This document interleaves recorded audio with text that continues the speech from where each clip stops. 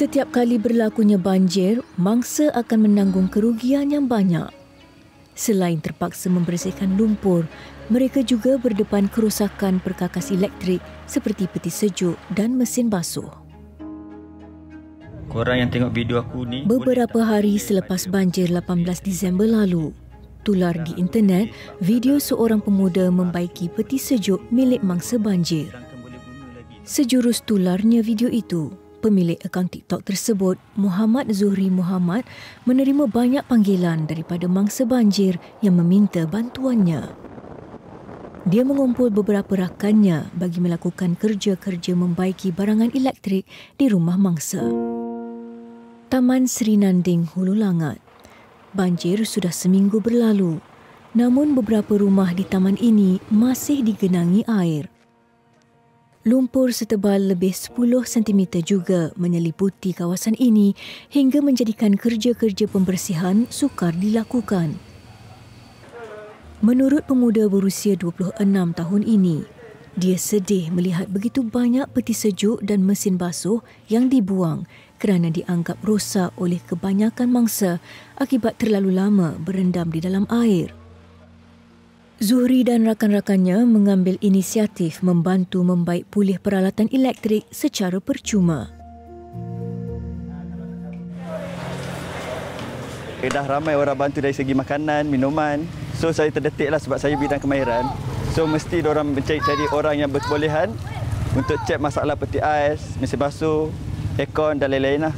Dia sebabnya datang daripada orang tua juga. Dia suka bantu orang-orang lain. Sebab kita tahu lepas bencana ni, diorang pun banyak nak guna duit. So kita terdetik hati untuk nak bantu diorang supaya dapat lagi jimat kosting diorang. Kehadiran wira-wira banjir ini membolehkan ramai penduduk menarik nafas lega. Mereka kini boleh menggunakan wang yang diperuntukkan untuk membeli barang keperluan lain. Saya jumpa diorang ni dekat TikTok. Dan tunjuk kat aku dekat ni rumah kita ni. And then terus komen dekat TikTok tu, diorang respon. And then hari ni diorang plan untuk datang. Memang alhamdulillah lah rezeki saya, peti ais saya yang baru tahun lebih beli ni dah hidup balik. Macam kami yang biasa-biasa saja ni memang sangat membantulah. Juga dengan kerugian yang saya rasa agak banyak untuk rumah kami yang hampir tenggelam ni. Jadi bila diorang datang untuk tolong repair, mesin basuh, peti ais, so dah kurang untuk kita nak tambah beli lagi. Kurangnya pengetahuan dan kepakaran membuatkan mangsa sering membuang banyak barangan mereka setiap kali berlaku banjir. Bagi lulusan teknologi kejuruteraan penyamanan udara dan penyejukan ini, sekarang masa yang sesuai bagi dia berkongsi pengetahuan yang ada. Kira mekanikal ataupun elektrikal ni, bila dah direndam air, dia takkan rosak pun. Sebab tu saya jadi inisiatif untuk datang sini untuk bantu diorang untuk daripada segi kita cek, repair dan sebagainya. Sebab benda tu tak ada memerlukan costing. Kita servis, cuci-cuci semua, blower angin, lepas tu dia boleh pakai balik. So kat situ dah jimat lah. Tanpa diorang perlu keluarkan duit apa-apalah. Melainkan diorang kalau repair kat luar tu costing yang agak tinggi lah. Sebab tu saya datang ke sini untuk bantu diorang. Kehadiran Zuhri dan kumpulannya ke taman ini menyebabkan ramai yang datang memohon pertolongan mereka. Malangnya, gangguan bekalan air menyebabkan dia tidak dapat memenuhi permintaan sebahagian besar mereka. Begitupun, kerja pembaikan masih dijalankan setakat yang termampu mereka. Macam sekarang ni ada gangguan bekalan air, itu yang dapat apa cakap, kira kerja tak dapat lancar lah. Benda-benda macam tu. Besar menyukakanlah kerja untuk sukarelawan lah. Lepas tu kadang-kadang ada yang satu rumah tu kira tak ada elektrik. Itu pun halangan jugalah bagi untuk kerja-kerja sukarelawan. Bagi Zuhri, tiada apa yang lebih indah selain menerima ucapan terima kasih dan melihat senyuman di wajah mangsa banjir sebaik sahaja diberitahu mesin basuh dan peti sejuk mereka sudah boleh digunakan.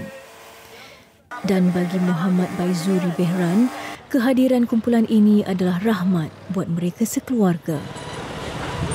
Puas hati lah, alhamdulillah. Diorang buat kerja memang bersungguh-sungguh lah untuk membantu lah. Selain membantu mereka yang memerlukan, graduan Institut Kemahiran MARA ini turut bersyukur dapat berkongsi ilmu bersama sukarelawan yang turut berjuang dalam misi ini.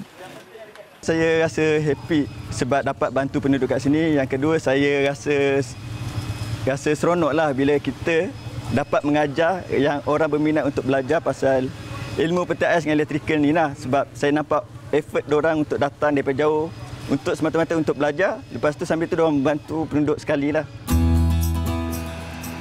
Banjir, biarpun membawa 1001 kerosakan, secara tidak langsung turut menghadirkan wira-wira yang tidak dijangka yang turun padam membantu dengan pelbagai cara.